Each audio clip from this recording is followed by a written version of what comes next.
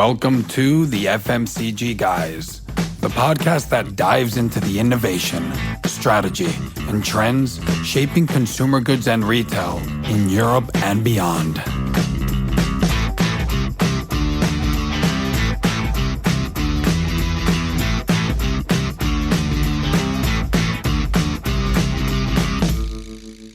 Welcome to the FMCG Guys podcast. I'm Daniel Torres, your usual co-host, tuning in from Barcelona, where Shoptalk will be held this year, and accompanied by somebody who will also be at Shoptalk. It's no other than Christina Nicolau. Hey, Christina, how are you?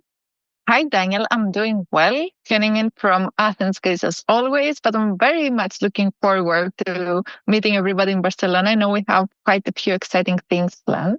Yeah, it seems like it will be in a long time, but when you come to think of it, it's only 3 months away. And what's 3 months in the magnitude of the universe? It's like a millisecond, right? So exactly. Though January did feel like a quarter in itself, but I know days are going by much faster. How crazy was January? And we're recording this in right at the end of February. We talked about that in another, I think it was the podcast with Kai Bendix that we were saying January was like an eternity and February is just and it's gone, right? Yeah. So it will all go down. We'll all go down like this one half of the year, which is January, and the other half of the year is the rest of the months practically. So with the blink of an eye, we'll all be in Barcelona having fun. Yes, we will all be at Shoptalk. Exactly. And guess who we're joined by today? Somebody else who will be speaking actually at Shoptalk, which Christina and I haven't had the honor of doing yet. And it's no other than Slavka Jancikova, who is the marketing director, EMEA, at the famous shoe footwear retailer, Foot Locker. Hi, Slavka. Good to see you. Hey, good to see you. Good to hear you. Really excited to be here and also looking forward to being in Barcelona in a very short time. Yeah, exactly. What are you going to be doing at Shoptalk, actually? Well, looking forward to being on I believe it's a panel, not sure what the official terminology is, but basically talking about how to successfully market to multiple generations, right? Wow. So obviously, yeah, it's a very interesting topic. I'm really looking forward to it and unpacking just, how do you approach within what we all have, which is limited resources, limited time, very varied audience that actually shops within our retailer, within our shop. So looking forward to unpacking some of the strategies that we're using. That's awesome. Is it your first time at Shoptalk Europe? It is indeed. I'm really looking forward to it. Not quite sure what to expect, but I hear a lot of great things about it. I see the lineup is quite impressive. So I'm looking forward to meet some industry peers, get some really great insights, and also just hear about what others are doing and what are some up and coming new trends that we can tap into. Yeah, to be honest, it's really an awesome show. First of all, because the percentage of brands and retailers that you get is really high compared to other events. So of course there's a balance of tech vendors of agencies, whatnot, but you have a very high percentage of brands and retailers. Secondly, the way that it's laid out is really good as well, because at one side you have the meetups, and right on the other side you have where the talks are and where you'll be speaking, Slavka, and in the middle you have the show floor. So you have to go through the show floor to go from one point to the other, which makes it good and very navigable as well. It's also the right amount of people. So I think it's around 7,000 people that go. Wow. And on top Now of you're making me nervous. We all come for you. Exactly. I'm going to hold you to it. I'm going to look for you in the crowd. That's true. Do you know what time it will be, or we can put it in the show notes if not? Oh, let's put it in show notes. I believe it's on the second day, if I'm not mistaken, sometime in the afternoon. I should know this by heart by now, but hopefully you can kind of keep me honest and put some detail of that into the notes. That's a good time to be speaking. That's a good time to be speaking as well. But third and last but not least, it's also in Barcelona, which of course I'm from Barcelona, so but I don't think I'm biased, because for me it's the same. Can you believe I've never been to Barcelona? No, I can't. It's a first. I I cannot. know Wow. it's embarrassing. So really looking forward to changing that lifelong mistake of not having visited. I hope you take some extra days to like spend some quality time here. Yep, we'll definitely do that and then get some tips from you hopefully as well. Excellent, excellent. Okay, so Slavka, enough about what's coming up in June. Let's get a little bit tuned into you now. And thank you so much for being here with us. You have a very impressive profile. I was telling you already before we started the show that when I saw it and we're discussing with Daniel, like, okay, what are the topics for today? And it was like so easy because of all the things you have done. But let's start with what is it that you do now and what's your current role at Foot Locker? Yeah, thank you. Thank you so much for very kind words. I will definitely buy you a drink after this. And I promise I did not pay for all these kind words that you just said. You can come I'll to keep the you It's honest also, on that drink though. you can come to the FMCG guys. We'll do a happy hour at Shoptalk, so you can come to that and you can amazing. get us all the drinks that you like. Good on your dime. But yeah, so I'm based in Amsterdam, Netherlands.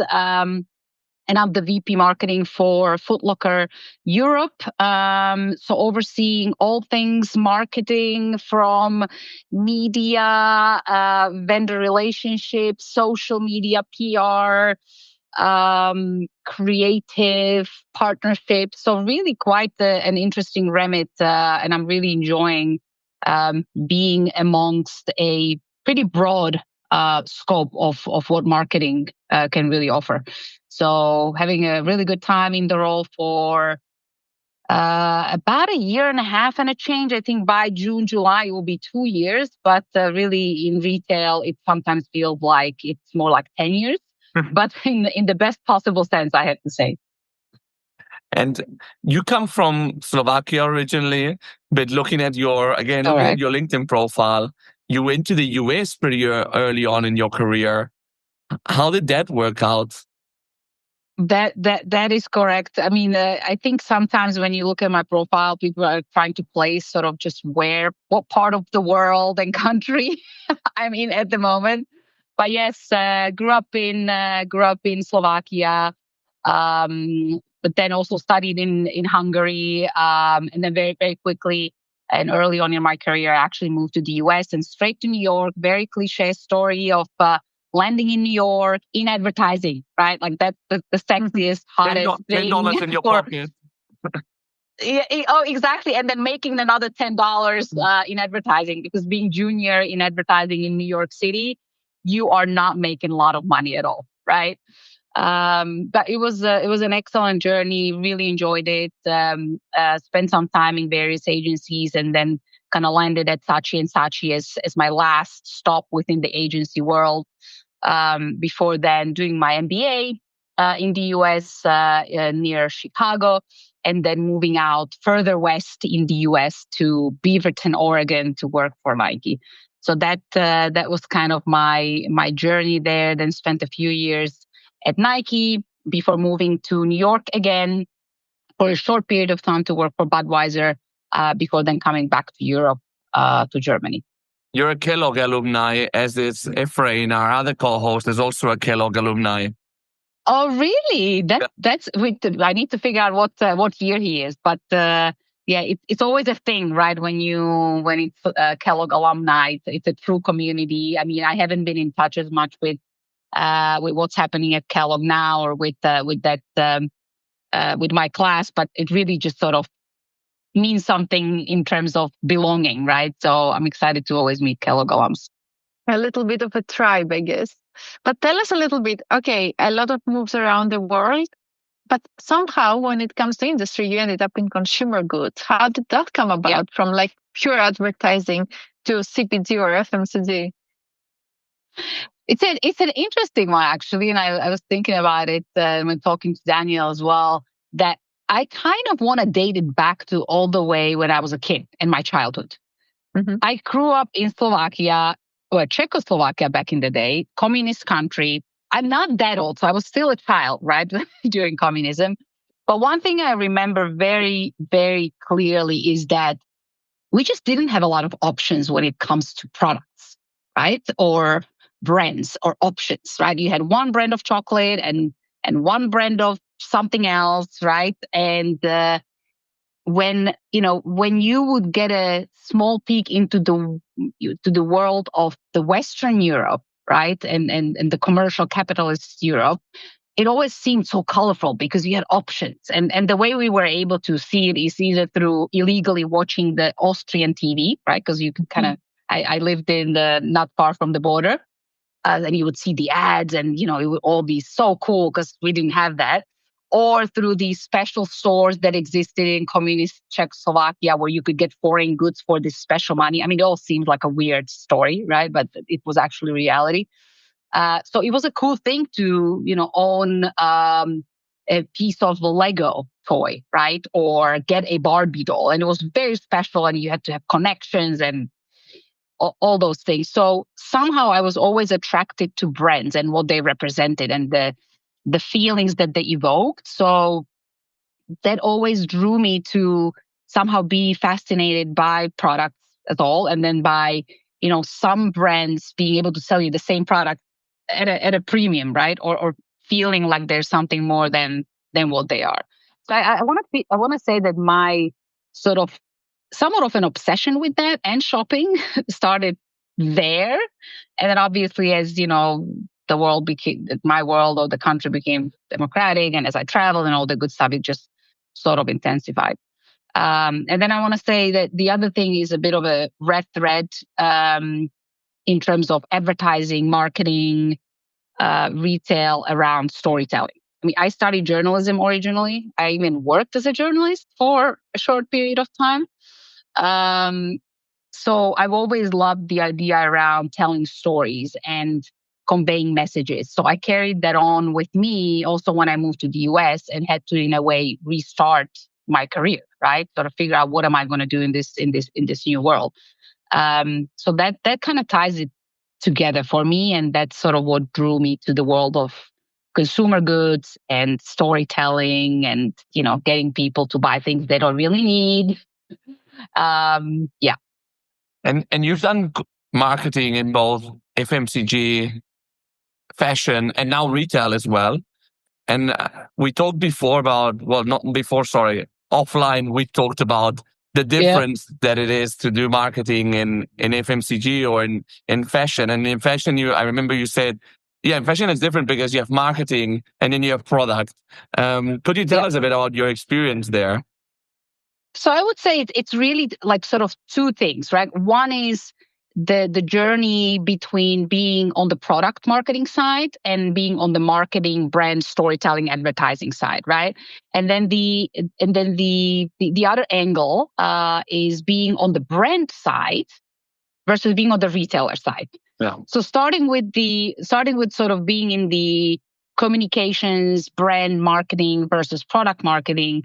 What I love about the experience that I was able to get is the understanding of the importance of product and product marketing working very closely in lockstep with the marketing communications team. Because if and when that doesn't happen, that's where you land with these disconnected journeys of product team coming up with something, throwing it over the fence to marketing. Hey, can you go market it and sell it to people and consumers? And then marketing being like, wait a second, why did you even create this product? Yeah. Like, why would people want this? What am I supposed to say about it? And I think it happens so often and across any industry, right? So I find it the most impactful and easiest to do my job as well when these two teams come together. I think and they start the process from the get-go.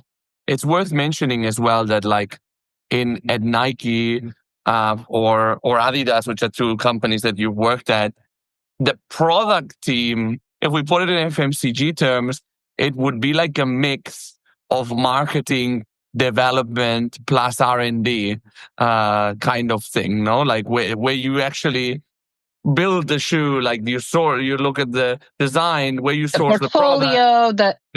So it's a very different dimension. Exactly. I feel like in the FMCG world, like if you talk Procter and Gamble's of the world, And that I'm kind of talking to that topic from the perspective of having been on the account side and P&G being my client in the US.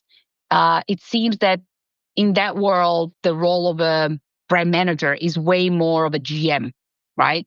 Of which marketing is one of the teams that the GM, mini GM is sort of managing, right? But then what I've seen also, there's like P&L accountability, right? Which is completely a GM role, but there's also a very strong element of the category. So how to create category value and then the brand within the category. Yeah. Versus what I've seen from my experience, and let's say at Nike, you would have your product team, obviously, that, working on all things, creating the product assortment, the portfolio, pricing, working with the designers, working with developers, right, to sort of pull it together. And then you would have your marketing brand team that's kind of helping build the go-to-market strategies, storytelling, campaigns, and whatnot. And what always worked really well at Nike, again, from my perspective, is that brand was always on the same level in terms of importance and seat at the table. If not, sometimes even a bit, a little bit more, right? Again, personal opinion, just disclaimer, which then made the voice of the brand very strong. And that's why I believe Nike was extremely successful for a very long time, right? Because the brand and the inspiration and storytelling and working together with product from the very beginning of the process was key to what Nike always stood for. And then the brand versus retail part? Brand versus retail. Well, that's why I said the 1 year in retail is like probably 10 years on brand side. That was one of the most interesting realizations for me, having made the move from the brand side to retail. The pace is ridiculous. It's exhilarating, and it's also sometimes absolutely nerve-wracking. And it makes sense, right? You are much, much closer to market. You're much, much closer to the consumer. You have to be tapped into what's happening in trade and on the ground on daily basis, right? You look at your store traffic, e-com traffic, again, on daily, most of the time, weekly basis, and you have to react. So balancing out also the short term versus long term is an interesting new dynamic that you don't necessarily have on the brand side. Yes, of course, you are thinking short term and long term there as well, but the dimensions of it are different. You just sort of have a bit more time, a bit less pressure of the day to day. Is that shoe selling right now, right this second? But in retail, it's a very different story. I think that's one aspect. And then the other aspect is, and maybe you can relate to it from the FMCG standpoint, especially the big ones where you just have like so many different brands in your portfolio. But being on the retailer side, always trying to balance out and find that voice of your brand versus the brands that you're selling, right? Because ultimately, you want to be the brand and destination where the consumer decides to go over another retailer. But the reality is also that you are represented by the collection of the brands that you sell, right? Because in our case, for the most part, Foot Locker doesn't necessarily heavily rely on owned labels, right? We've been in that space with a couple of brands, but that is not our key focus from business standpoint, right? It's a matter of telling your own story while also incorporating somehow the stories that are being told, regardless of where you are, right? Exactly, and regardless of and the stories of the brands that you carry, right? Because they make you. They feel if I think of Foot Locker as the house, then the furniture, painting, all of that is the brands that we sell, right? They kind of create the vibe and the look and feel of the experience as well, to a great extent, I would say. Yeah. And I love, Slavka, that we're talking a lot about storytelling. We had an event in London a couple of weeks ago, right? And I was actually coordinating a panel on marketing. And I guess like the big topic was storytelling versus performance marketing. And at the end of the day, where is marketing going and how do we balance things? I would love to take your view on that. If I could charge €1 for every time this topic comes up, I would probably be a millionaire by now. I'm not going to lie. Like every time internally, right, with the key stakeholders at the company or with my marketing counterparts in other businesses and brands, it's literally like the chicken or the egg conversation, I feel like.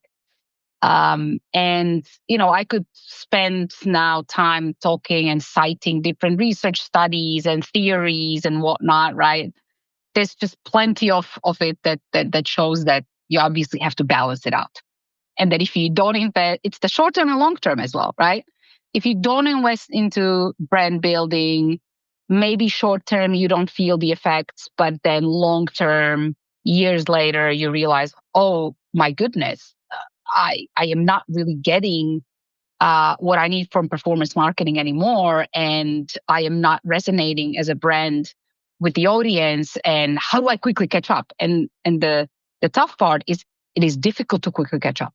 Then you need to get back to the discipline of investing and being patient before you see the results, because you also don't have any, very precise measurements of, I spent €1 here on brand building and tomorrow I'm going to get €2 out of it. Trust me, I've had a lot of conversations with our lovely CFO, whom I absolutely love. We have a great relationship.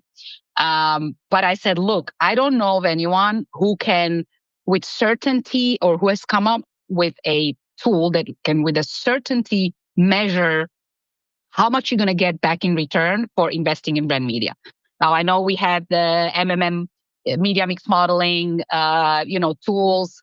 Again, that's probably more relevant for brands like Coca-Cola that spend huge amounts of money, right? So there are all these limitations. So I always tell my CFO and others, like, hey, if you find someone who is actually working on an idea on how to, without any, hesitations or like uncertainties, measure impact of brand building on revenue, I am like absolutely joining that company or that initiative, because I'm going to get rich if this works out, right? If they really come up with a tool.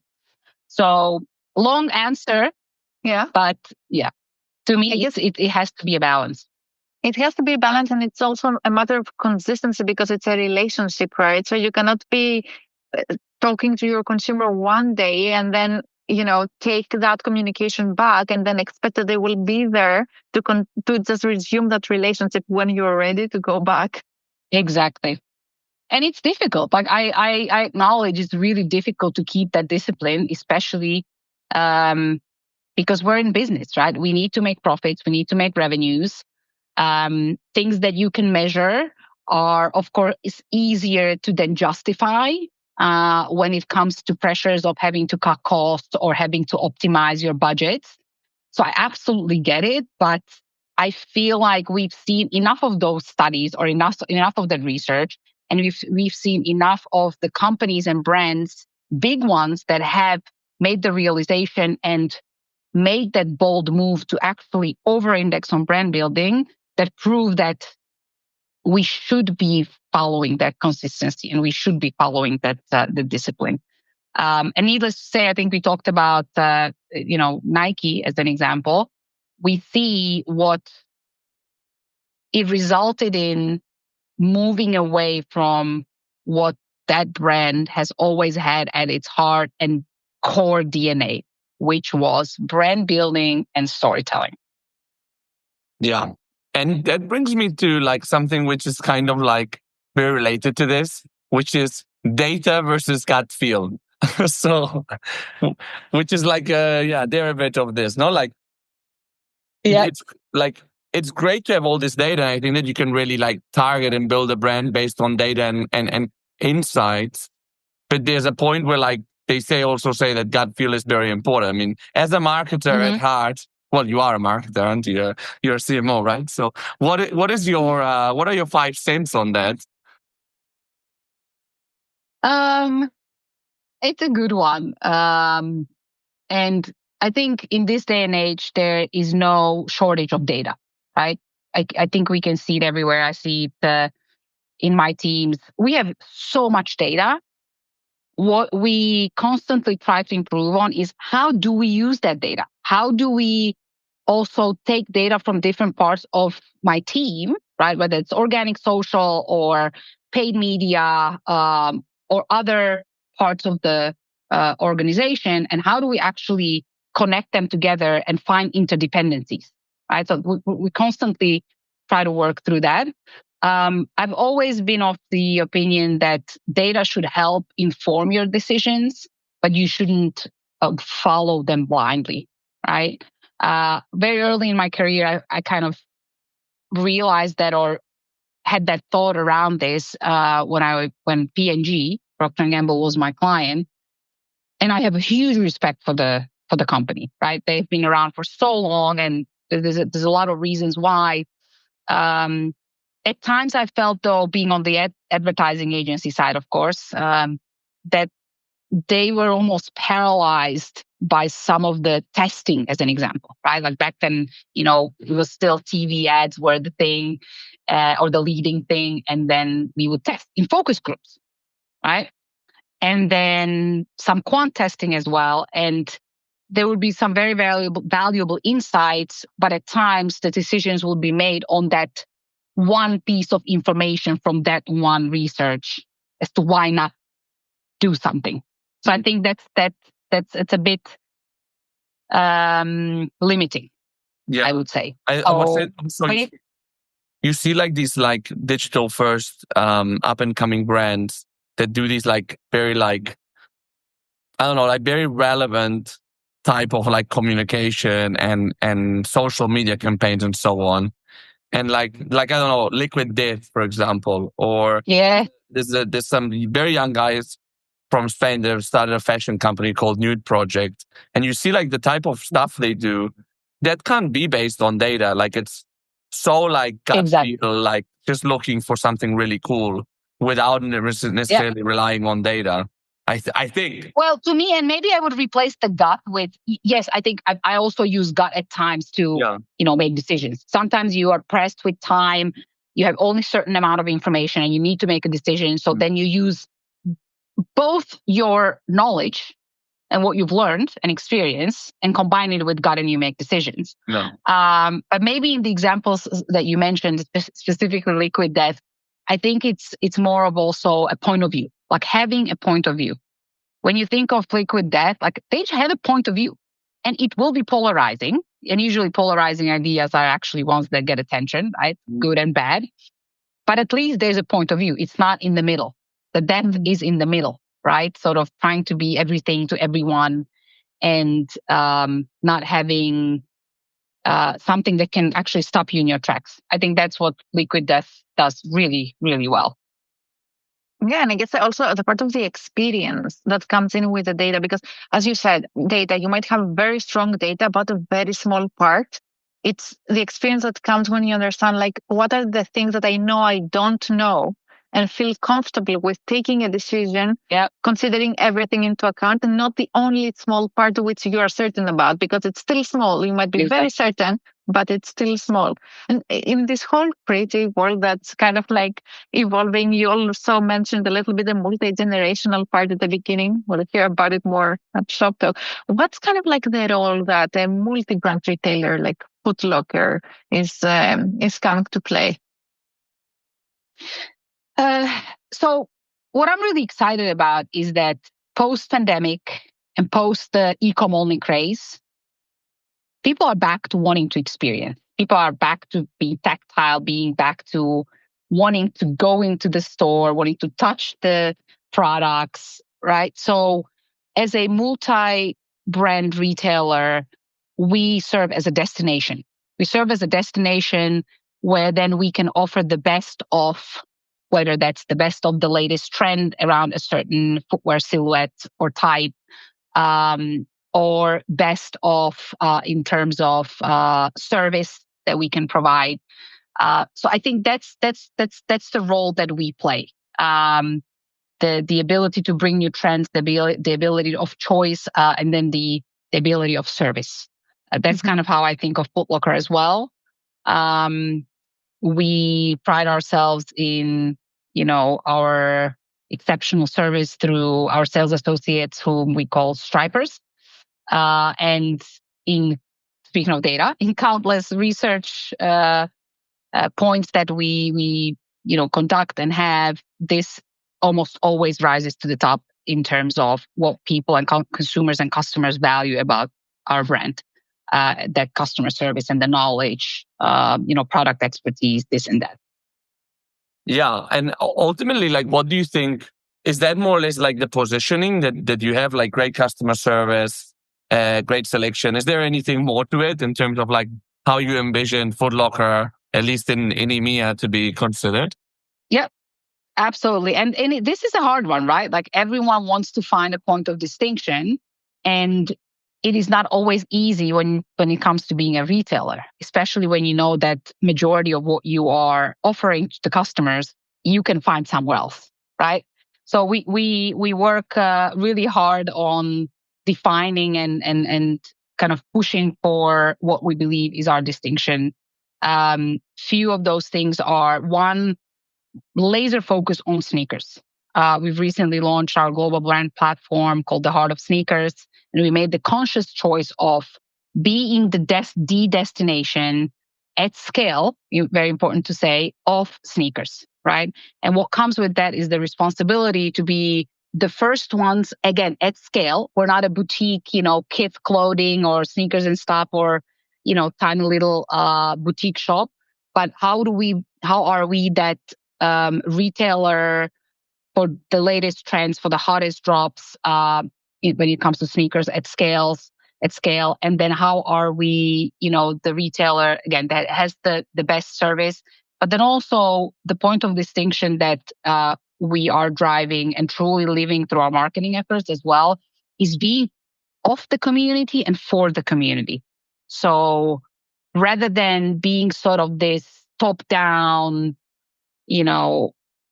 like one country dominated, brand, we want to be in the communities, and we are in the communities. And it's not only through the stripers, it is through the marketing events, activations, programs that we bring to life. And that's what we see as our point of differentiation: the of the community, for the community, and then going more the grassroots route rather than, whatever the opposite of grassroots is.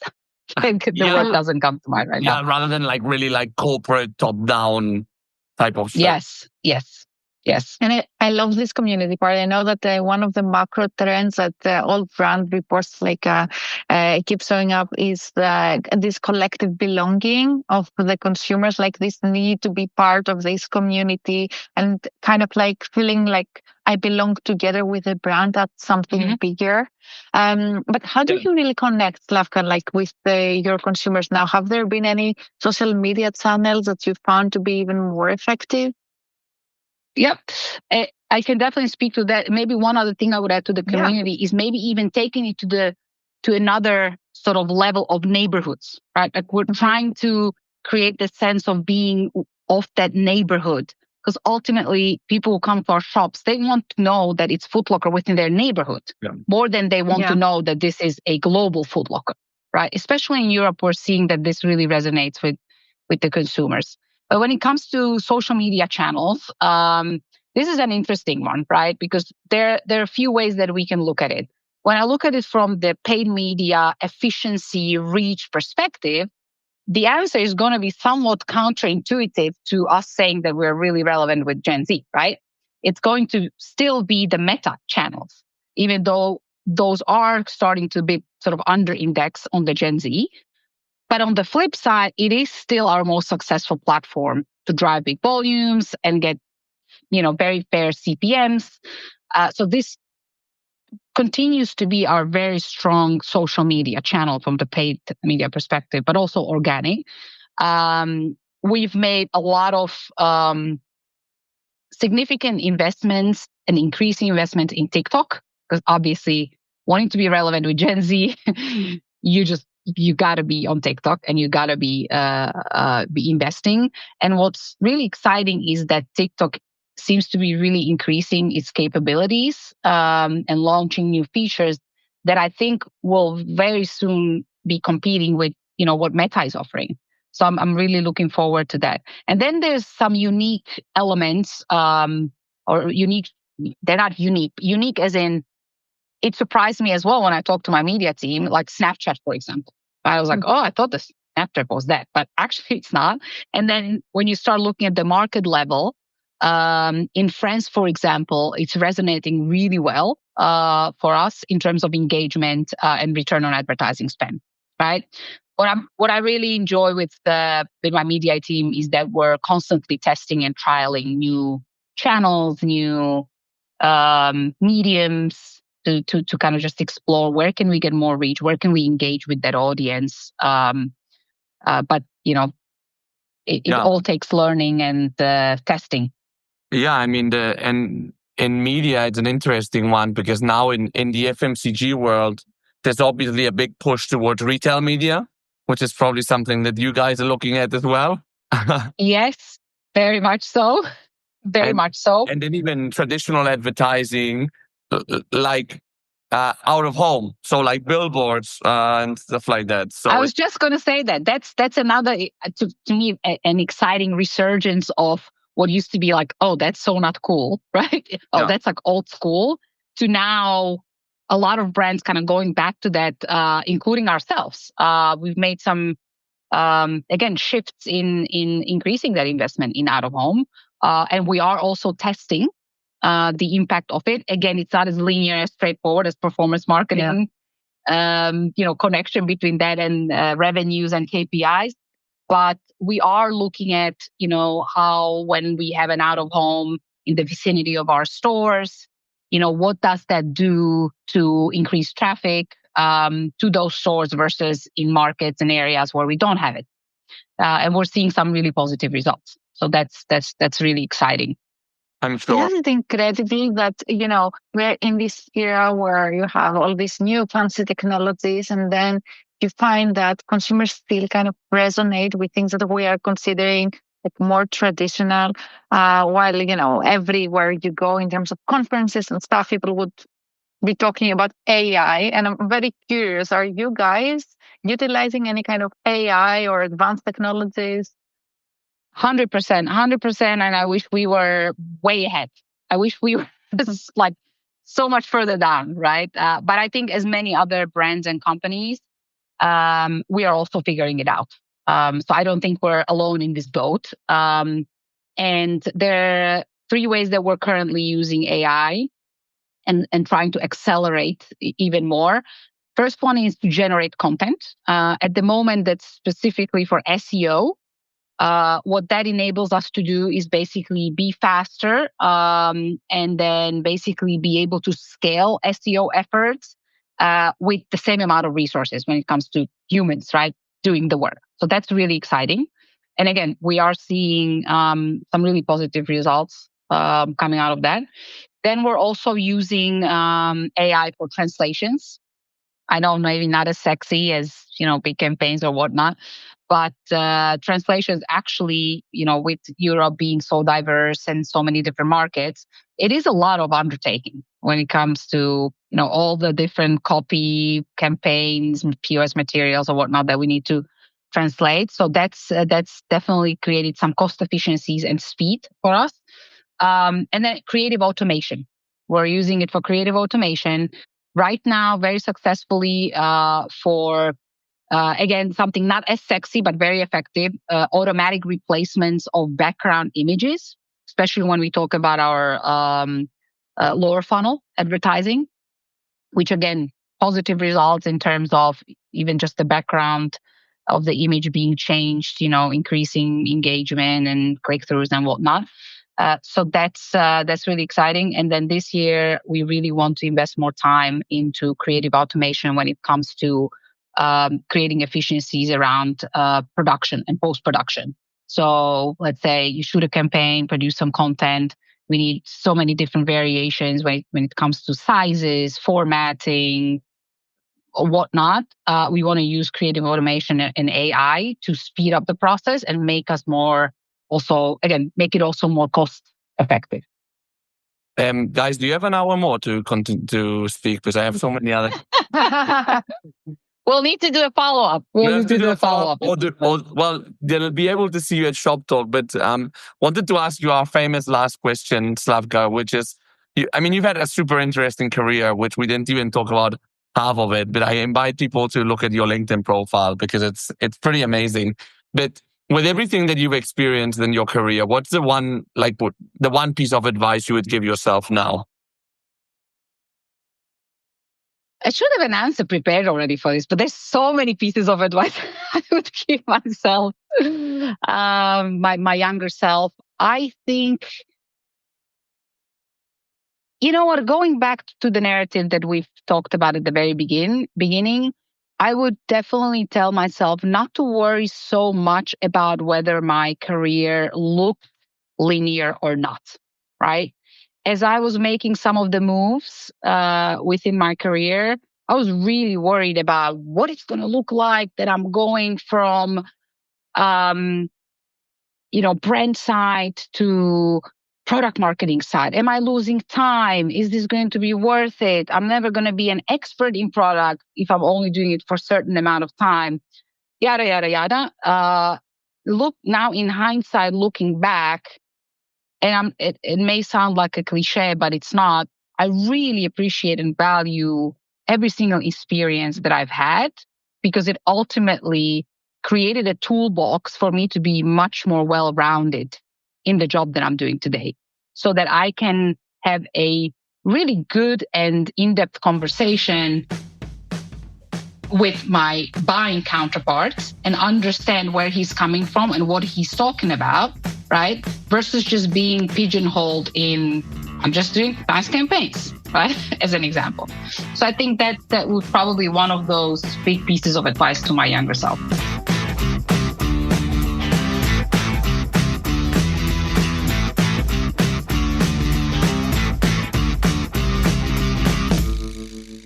This was Slavka Jancikova, Marketing Director EMEA at Foot Locker. Christina, what are your takeaways? A lot to go through here. Oh, there is a lot to go through, Daniel. It was really truly marketing episode, which I'm very excited that we got to do. And I loved how Slavka got into the FMCG, to tell you the truth. Like this kind of magic and colorful magic that kids see through the brands, and it's all about the storytelling. I love this part. Yeah, I'll definitely not miss her panel at Shoptalk called Marketing to Multiple Generations, which is something absolutely we didn't touch on today because we were touching on a lot of different things. So in terms of takeaways, I think one is like the difference between product and brand and fashion, I think is super interesting. And sometimes that people that are more in FMCG don't know about, for example. Yes, this is very true. It is a different setup, if you want, and also a different way of working, like with the brand and the communications. I wasn't exposed to it before, to tell you the truth, so it was very interesting part for me. And indeed, you can clearly see when this part of the story is disconnected. Like now that I have it in my head, that kind of a framework, I'll be looking out for it. And I think it's pretty clear when it doesn't get done properly. It's clear to the consumer. Yeah, exactly. What else? Retail. And she said that marketing is at a much faster pace as well, which I thought was very interesting. Yes. Well, indeed, the closer you get to the market, the closer you get to the final transaction, if you want. I guess everything gets multiplied by 10 when it comes to intensity because you're looking at your sales every day. You're looking at the traffic, as you mentioned, of the people coming in. And then you also have to react. So you need to have I guess, already plans in place, which you can activate based on the different triggers. And it's quite hard to balance this kind of short term with the long term. Mm-hmm. And it's a theme that kept coming up throughout our conversation, right? Yeah. Balancing short term and long term. I loved how she summed it up when we talked about gut feeling, but she said, actually, we're now talking about marketing properly. It's about having a point of view, which I loved. Like, nobody's really said that to us before so clearly. Mm-hmm. No, but it's so true. No, it's about like really having a statement of what you stand for as a brand, really, no? Yes, absolutely. Most companies have very strong values, right? And, you can get on their websites, you can see their corporate values and so on. But when it comes to the brand, it's essential that you have your values and your point of view as the brand. So when we're talking about relationships, you don't want a relationship with someone who is just, having a vanilla relationship with everybody. You those want are very to boring. know. We don't like those. Yeah. Exactly. So you want to get that excitement. You want to come back for that conversation, like quote unquote conversation. You get what I mean? And so, yes, I think that is absolutely right. It's about having a point of view. I know that, a lot of people mention the gut feeling. It's not so much gut feeling versus principle, I would even say, in a way. And yes, indeed, you get a lot of data. Some data will make you very certain about something. It doesn't mean that this something is your criteria in making a decision just because this is what you know. Yeah, exactly. And I think that she boiled it down very well when she talked about Foot Locker. Because on one side, she talked about it being a destination, selection, service. But then when we asked her about the positioning, she was like really like clear on what it is, no? Focused on sneakers, having the latest drops, and that community part, which I thought the community part is super interesting because we're talking about like, yeah, you said it before, like advanced technology and so on, but at the same time going back to some classics, right? So I think that this grassroots, like neighborhood level type of feeling wouldn't have been cool 30 years ago or 20, where the globalized thing was the cool thing. But now it's about being like authentic and being like local, no? It is. And on top of that, it's also, I guess, like a little bit of a different level of viewing things in marketing as being a brand versus being a retailer. Because a retailer, you actually have a physical space that people come in. You need to welcome them, and you cannot be kind of like an outlier. You need to be part of that community in that geographical area that invites people in.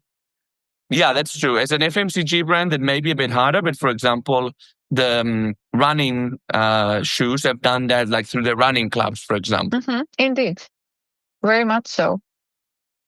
What else? I think I loved also the part of this balance between the new technologies as well as older kind of media making an exciting resurgence, such as out of home. Indeed, everybody's talking about retail media right now. We know social media. I think that's probably done very well on what are the pros and cons of it and how they use them. But also I loved how they mentioned out of home. And at the same time, yes, of course, we are in AI. We're not there yet. We're not going to make this our flag. But here are the very clear 3 things that we're using it for. Yeah, and here's how it's helping our business. Definitely. Very like specific and real. I think that a lot of people will be jealous when they hear about creative automation, for example, and specifically for background images for lower funnel marketing. I thought that was fabulous, like fantastic. As tangible as it gets. Exactly. Cool. Well, what a lot of fun. We won't be missing her panel at Shoptalk. Remember, we'll be at Shoptalk as well. I'll be welcoming Christina and Ephraim to my beloved Barcelona, and we'll be having a lot of fun. So do reach out to us, and I'll see you in the next episode of the FMCG guys. Have a great day.